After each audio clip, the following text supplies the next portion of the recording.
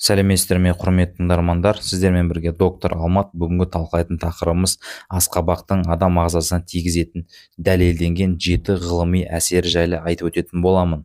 Осы видеоны соңына дейін көріп, лайк басып, комментарий жазып отырыңыз. Және де бұл тақырыпта мен сізге асқабақ қалай өседі, қандай ол өсімдік, қандай жидек, сол жайлы айтпай қойын, ол барлығымызға белгілі. Тек пайдасы жайлы айтып өтетін боламын. Ең бірінші пайдасы, бұда А дәрумені көп. Асқабақ вообще дәлірек айтқанда ағзаға түсіп, А дәруменіне айналатын өсімдік пигменті бета-каротинге өте бай. Бета-каротин асқабақты сары түске бояп тұрады. А дәрумені біздің ағзамызға өздігінен өндіре алмайды.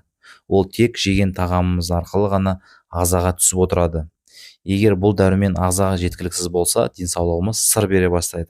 Атап айтар болсақ, көздің көруі нашарлап, иммунитет төмендейді, сүйектен бастап миға дейін түрлі тіндердің өсуі мен жаңаруы бәсеңдейді.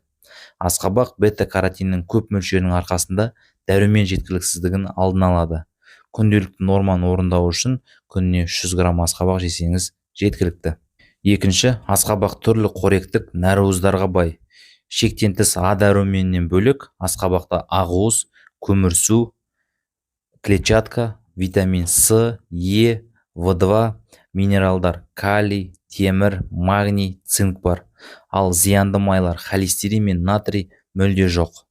Сол себепті бұл асқабақ жүрек ауруымен ауыратын науқастар үшін өте пайдалы. Үшінші, асқабақпен тез арықтауға болады.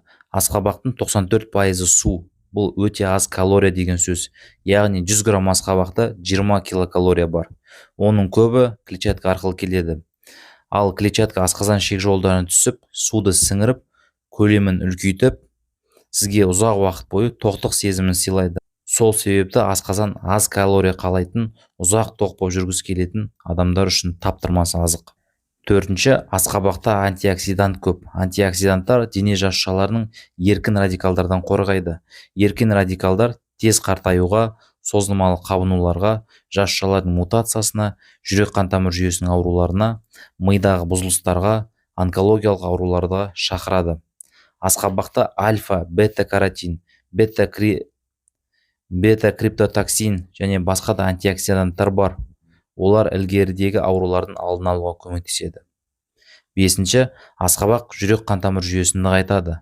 Бұндай эффект асқабақта калий, С дәрумені, клетчатка және антиоксиданттық әсерінің арқасында болады. Бұл аталғандар жүрек пен қан тамыр ауруларының қалыпты жұмыс істеуі үшін ауадай қажет. Алтыншы, көздің көруін ұстайды. А дәрумені көзге көп пайдалы екенін ілгеріде айттық. Одан бөлек сіздің жақсы көруіңіз қамтамасыз ететін түрлі қоректік нәруыздар бар. Асқабақ лютеин мен зеаксантиннің қайнар көзі. Зерттеулер көрсеткендей, бұлар катаракта мен сары дақтың дегенерациясын алдын алады. Жетінші, теріні жақсартып, ерте қартаюдан сақтайды. Бета-каротин ультракүлгін сәулесінің әсерінен қорғайды.